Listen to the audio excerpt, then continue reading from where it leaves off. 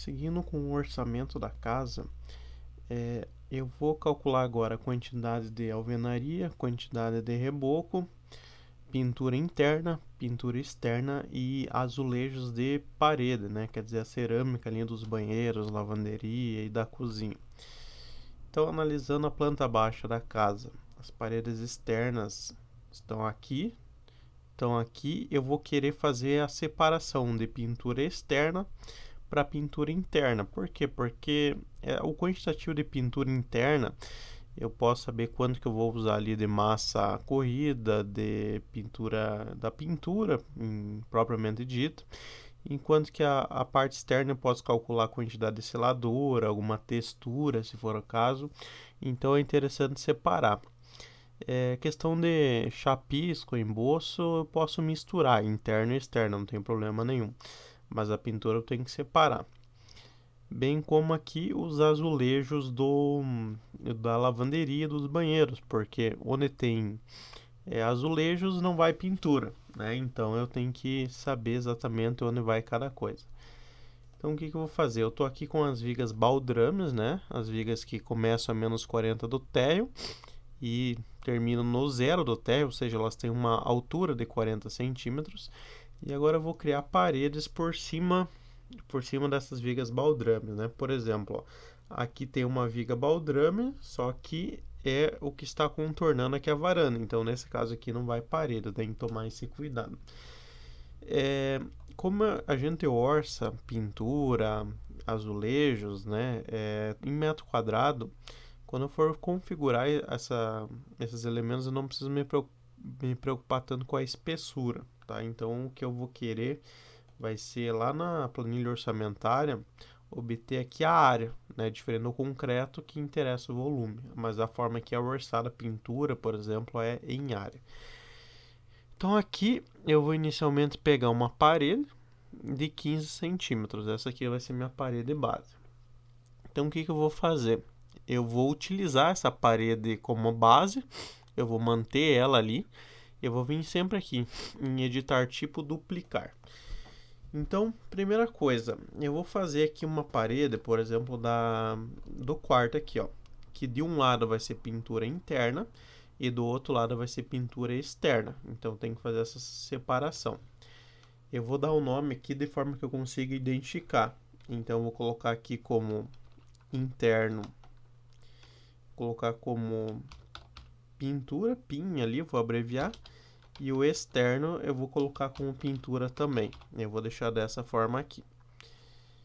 Dá OK, ele não deixa usar o ponto e vírgula, deixa eu tentar usar barra ali. Aí, deixou. Então, no caso, pintura dos dois lados. Quando eu venho aqui na estrutura, eu clico em editar, aparece aqui a alvenaria, reboco, né, dos dois lados, e aqui a pintura, ó. Então, sempre aqui embaixo está escrito lado interno e em cima lado externo. Então, eu tenho que ter a ciência que nesse caso aqui vai ser a pintura interna e daquele a pintura externa. Cada local aqui onde eu estou clicando, ele está com material. Então, por exemplo, o material alvenaria, material reboco. E aqui, ó, percebam que ele está como pintura branca, tanto do lado externo como do lado interno. Então, o que eu vou fazer? Eu vou clicar nos 3 pontos aqui. Vou clicar com o botão direito e vou duplicar esse material. Então eu vou dar o nome de pintura interna. Pintura interna. E aqui eu vou colocar no padrão de superfície, vou colocar uma cor, preenchimento sólido, uma cor que eu consiga identificar. Por exemplo, um verde aqui. E vou dar OK. Então aqui pintura interna do lado interno. E lá eu vou trocar também. Clicar aqui nos 3 pontos, botão direito, duplicar. Vou dar o nome de pintura externa. Eu sempre deixo o ponto aqui na frente porque o ponto ele aparece no começo da lista, ó. Então os materiais mais importantes acabam aparecendo aqui no começo, enquanto que os restantes vai lá para o final. Então eu consigo me organizar de maneira mais fácil. Eu vou deixar aqui a cor, vamos colocar um vermelho. Inclusive eu vou mudar aqui no sombreamento, eu vou colocar vermelho também. E aqui na interna eu vou colocar um verde também. Então aqui vai ser pintura externa, vou dar um aplicar, vou dar OK, ó, você me confira aqui, tá? Então, como eu falei, a espessura que a gente calcula o volume com base na espessura, não preciso me preocupar tanto com isso, ó. Aqui, por exemplo, está com uma alvenaria de 12 centímetros de espessura, poderia ser de 11, enfim. Eu quero mais a questão da metragem quadrada, tá? Da área. Então, dou um OK aqui, né? Interno pintura, externo pintura. Dou um OK aqui. Então, aqui, ó, ele vai começar no zero do térreo e ele vai até a cobertura, né? Ou seja, uma altura de 3 metros.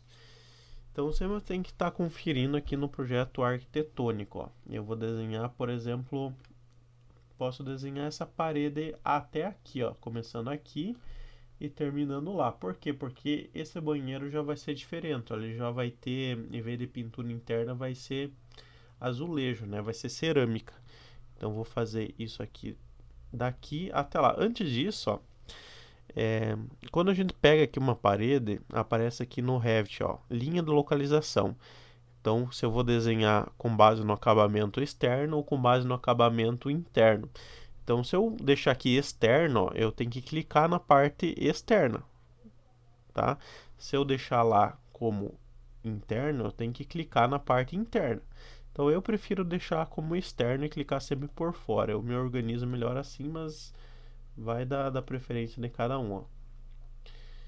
Então, aqui eu criei minha parede. Deixa eu ver se eu consigo aplicar uma diferenciação nela. Se eu colocar aqui realista, ó, eu consigo ver a alvenaria, mas não tem necessidade. Acho que acaba até pesando mais o arquivo, né?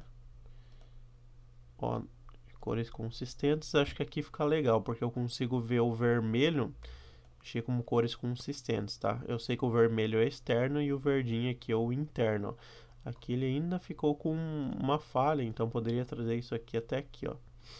Tá? Deixar dessa maneira aqui. Inclusive, isso daqui eu acredito que eu consigo configurar. Vou selecionar essa parede, eu vim editar tipo, editar, virada do revestimento padrão. Eu vou colocar aqui como não virar e nas extremidades eu vou colocar nenhum. Vamos ver se eu consigo corrigir dessa maneira. Olha lá, ó, tá? Então assim eu corrigi o problema. E então aqui está feita essa parede. O que eu vou fazer agora? Ó? Aqui a gente tem um banheiro, então eu vou fazer o seguinte, ó. Do lado interno vai ser cerâmica, tá? Azulejos, e do lado externo vai ser pintura externa. O que eu vou fazer? Eu vou pegar essa parede aqui, tá? Vou duplicar ela. Poderia pegar lá a de 15 centímetros também dá, ó. Tanto faz. Editar tipo, duplicar. Então, interno vai ser cerâmica e a externa vai ser pintura, né? Isso aqui. Então, vou vir em editar. A parte externa, que é o lado externo, não vai mudar. Pintura externa.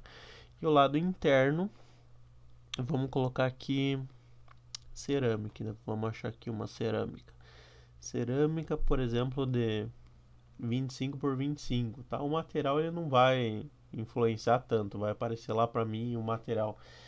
Vamos colocar aqui, ó, uma achura, tá? Um quadriculado para representar a cerâmica. Podemos colocar um amarelo, né? E aqui um amarelo também, fica mais fácil a gente identificar lá.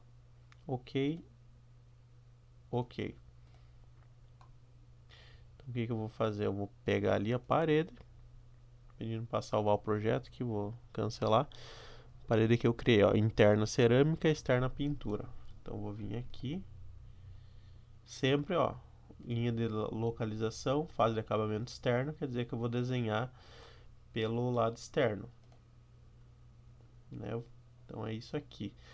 O vermelho da pintura externa continua lá. E agora tem o amarelo aqui que é da cerâmica, ó.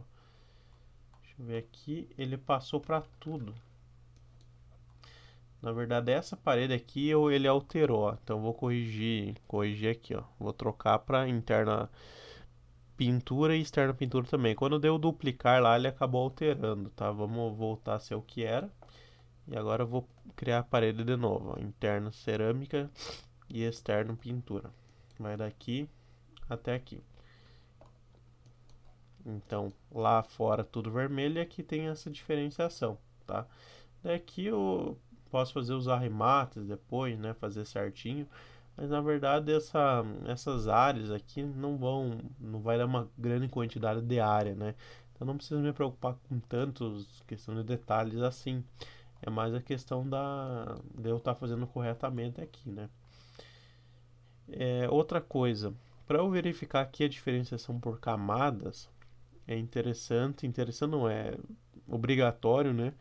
Que eu deixo aqui o nível de detalhamento alto, porque quando eu coloco só embaixo, ele deixa como se fosse uma coisa só.